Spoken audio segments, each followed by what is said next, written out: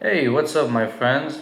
So, in this video, I'm going to actually talk about Italy and the experience of life abroad, whether you guys are interested in doing an Erasmus abroad or generally consider kind of, let's say, immigration.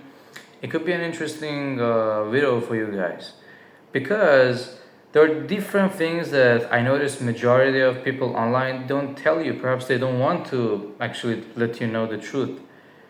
And in this video, I gotta tell you my personal experience completely, and you're gonna know it. And then I think you can choose in a better way.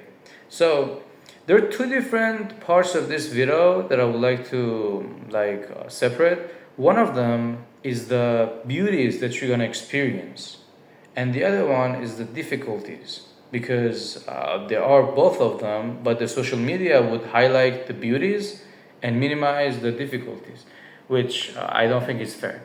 So first and foremost, if you go to a new country, you're gonna experience the culture, you're gonna experience new people, the new food. Italian food is good, like you got pizza and pasta. The cities are really beautiful. Milan, the fashion, Rome, the Colosseum and the history, Verona, Venice. I mean, what's more like famous than Venice? It's like a really interesting place to visit. And there are a lot of different kind of cities that you guys can go to on your weekend. When you come to the whole Europe, you can easily travel within the 27 Schengen countries. I've been to quite a few of them. France, Germany, Switzerland. And if you go like on a weekend, you don't need to like apply for anything. You just have some friends, you go on a trip, you can go with the car or you can go with the train. Very quickly, very easy, you can experience like really something beautiful. So hands down, I would say good scores on the advantages of actually experiencing life abroad and traveling in the first part. But there are some difficulties also because you're going to be in a country for a short period of time. So you would be adapted to that place. You would make new connections. You would grow feelings to the people that you surround yourself with. But it will end. That's the point. And it will be finished very quickly. Trust me. After like a few years, you're gonna be like, wow, it went so quickly. And you're gonna keep remembering those kind of diaries and everything. And you'll be like, wow, what if that would be in a different way? And there are a lot of interesting things. I don't know if you can notice my shirt, but this is Marilyn Monroe. She's very sexy. Yeah. So, so the beauties are really, really interesting that you can experience traveling, the cultures, the people you actually be like friends with, the experiences that you have. All these kind of things are beautiful to experience because we all live once, so we should live it the way we want it. You only live once, do what you like, I suppose. And the second part of the video that I'm going to not really highlight, but I'm going to talk about some difficulties. Look, there are difficulties about finding accommodation, like the place that you're going to stay at, and making the friends. Sometimes there will be the language barrier of a new country. Sometimes there are some kind of things that you might feel like, okay, for instance, Italy. Is it the best country? It's not the best country. Is it good to travel? It's a really good country to travel to and experience. Is it good for having fun? It's great for having fun. Trust me, it's really a great country if you want to travel and have fun, make some friends, go to parties, do kind of really interesting and wild activities. They're really friendly people, actually. Like, you can experience some really jaw dropping, even crazy kind of things with them because they'll really down and say, yeah, let's do it. But deep down, after a while that you befriend with them, you understand that they have a emptiness in their own lives. They're not very happy. Trust me, I have really deeply lived with them. I know what I'm saying. They are not happy with the Italian economy. The system is not really good. So a lot of time the tax is really high. If you're in a job or something, if you work and you want to actually get a higher paycheck, simultaneously the tax would go higher. So you'd be like, okay, why would I even consider having a different kind of title or different job that require me putting more time and effort, that the tax would be taken by the government. That's why the concept of dolce vita exists. And this is by far like my personal opinion. You guys can disagree, I fully respect that, but this is what I noticed. And personally, kind of think it's very healthy to share it. So the dolce vita basically means that the sweet life. The Italian version is the fact that they like to basically do the least amount of work and take the most amount of money.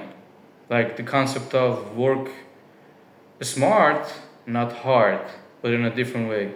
There's Shupro with the bus that most bus drivers don't want to work. They just want to take the money. And they're okay, we don't want to work. We just today we don't want to work, and yeah, they don't pay us. Or at different places, trust me, you're gonna see this. It's a very interesting thing. Different places you go, same office. The person who's working right there seems like okay, he's been doing that job for 10 years. He should be knowing what he's doing, but they don't know. Like it's like the first day they're at work, they don't know, and they're like, hey, I don't know. You go to the next one, they do it. And you're like, wow, what is this? Like you need to be patient and you need to try and you need to talk. If you go somewhere and you talk to someone and he doesn't do it, just talk to the next guy. He will do it. And that's I didn't know that in the beginning. I came, I wanted to actually get my permiso. I went there. There was a guy. He told me, "Yeah, I give you another appointment and come in a few months." I went to the next budget, and he just did it instantly. It's just like that. Like 6 months of time with just a few minutes, you just can fix it. And trust me, it's really like shocking when I first understood it because a friend of mine said, I was like, nah, that's nonsense. It's not possible. But it was. And it was like, wow, these people, they're really cool and all. Like, if you want to party with them, but if you want to work, it's a nightmare, man. Even if you know Italian, even if you like, because I'm also considering these things, I got some opportunities here. I don't think I will be very happy working in Italy because the tax is very high. Italians, the real Italians, are leaving Italy, the higher society kind of bracket of income, because why would they stay here if they want to actually have a good life? They can be in Germany, or I had a friend. He went to France. Another one, she went to Amsterdam in Netherlands because of the fact that right there you could actually make more money and you could be actually happier. So all these kind of reasons led to the fact that they decided to make this kind of change, a kind of improvement in their lives. So all in all, I suppose it depends on what you're looking for. There's not one size fits all kind of scenario. So you should think these days you have the internet, the AI, everything that you can search and understand which is the right fit for you personally based on your desires and interests. If you want to have fun, it's great. Europe is the right place. You can go have fun, do everything at the same time, get a degree and all. If you're looking for more than that, it's also possible. I'm not going to say it's not possible, but it's a bit more difficult because you need to be specific about, let's say, for example, a job, specific about the language, specific about what you're looking for. Within the connection that you make, then you can grow that. But it's obviously gonna be highly, let's say, dependent on the language skills you got, on the relationships with the employers or professors or the people that can really significantly improve your experience. Relationship with those people can really change everything. It's like a day and night. But all in all, I would say if you guys have a better option, then like because Italy is very controversial. It's beautiful and all, but at the same time, it's not the best because the economy is not good, as I mentioned, and a lot of things are really like quite affordable. If you want to buy like wine or food or anything, just go out, buy it. Like groceries would be like really easy peasy lemon squeezy. You're just gonna grab one, you're gonna have it, and you're not gonna worry about anything. It's gonna be a very interesting thing to have your friends invite over your classmates. But time flies very quickly, and you need to think long term. That's my humble opinion. So think about, out of this, what do you want to achieve other than a degree, other than the knowledge that you actually have? Would you like to have something more? Like, for example, if you want to grab the passport, it would take you a long period of time to actually qualify for that. There is one exception: if you have ancestors or like grandpa, grandma, and you can prove that, it would take you more or less around a year to actually qualify for the passport. Other than that, you need to reside for 10 plus years. But in other countries, it's like 5, some are 10, some don't actually give it. For instance, Dubai doesn't give you the citizenship.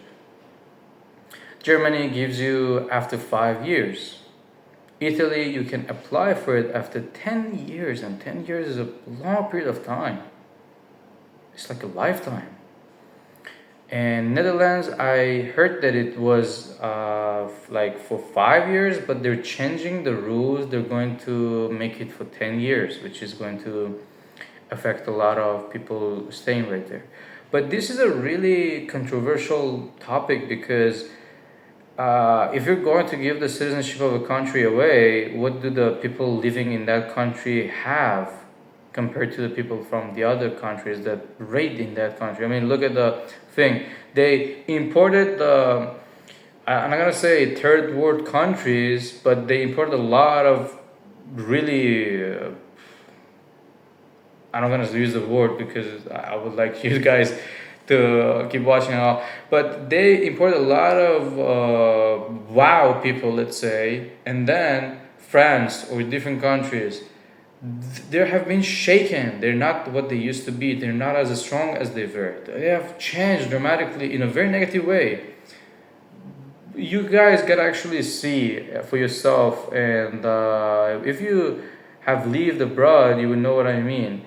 When they import third world, they become third world. They put the people with that mentality. They don't adapt themselves. For example, a guy is from a specific religion, and he comes right there, he feels like, yeah, I would put my religion in the country. I'm not gonna get adapted, I'm not gonna integrate with these people. Instead, I'm going to use my own thing and gonna affect them. I mean, you look at Germany, there are a lot of Turkish in Germany giving Turkish kebab. I was there, I was visiting, and it was like, Germans don't have food. It's like, no, we got sausages and the bread, but most of the restaurants are Turkish kebab, which tastes good. I love it, but the Turkish kebab is supposed to be in Turkey, not in Germany. What is the Germany for real? And all these years, imagine in the next few decades, all these countries going to change dramatically because of the shift of the people that are citizens of these countries. So who would be in these countries? Germans or Turkish people? Or I'm not saying it in a negative way, but it's a radical change. And they are aware of this. They're making new rules, they're making it more difficult. But what do you guys think? Let me know down in the comments what you guys think. Is it a good idea to bring over people from different nations, welcome them, give them the passport and everything? Or not, they should be like, okay, like Dubai, we're not gonna give the citizenship to anyone. If you want, you can get the residency, then you can apply again. There's no tax for the income or anything, but you definitely need to renew your visa every single year. But that's what we can offer. Even if you do that, it's a little bit complex because the passport is the highest level of, let's say, the gift or the prize that a country is allowed to give to a foreigner. Because you say, okay, legally and formally, we recognize you as of us, so we give you this document. If you want to travel without restrictions, without visa, it's fine. You are now a guy belonging to, for example, Italy. You're Italian, you're American. You are this kind of nationality, which is the highest level that a country can do, obviously. But all in all, again, as I say always, these are only my personal kind of conception and understanding based on my own experience in life. And I'm very curious to know what you guys think about this topic of people coming to a country and not adapting themselves to the country, but trying to change the country and make it fit for them. What do you think about that? Is it a good kind of gesture, or how would the country actually be in the next like decades? Thank you guys, and see you guys in the next one. If you like this video, you can check one of these two videos that pop up right here, and yeah, I would say they're good videos. And yeah, bye bye.